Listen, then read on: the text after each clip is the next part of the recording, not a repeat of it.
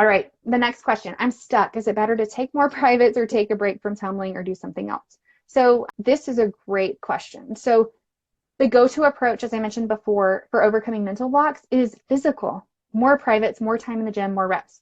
But that's not going to be helpful for you if you're not changing up the way you're thinking about each rep.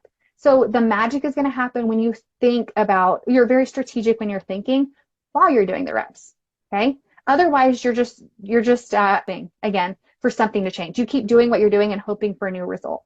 And that's not going to be helpful for you. Let's talk about taking a break. So taking a break, if it is a strategic decision where you are in a place where you are so overwhelmed and so nervous and so anxious, yes, it's okay to take a break. You have full permission to take a break. That's okay. Nobody's forcing you to do anything, right? Hopefully. But it's okay. And rest is essential for success, right? You need to rest. You need to recover. You need that time.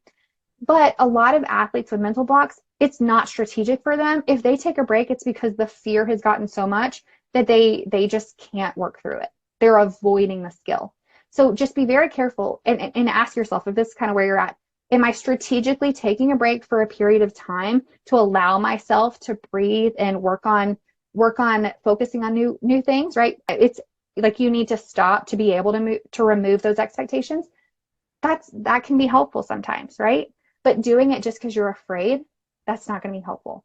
A mental block or that fear and pressure that builds up, think of it as like a room filled with spiders. If you're afraid of spiders, you would have to force yourself to go in that room every single day. That's what it feels like to work through a mental block for a lot of athletes. Okay. If that is the case, you're going to do everything within your power to try to avoid going in that room. Okay.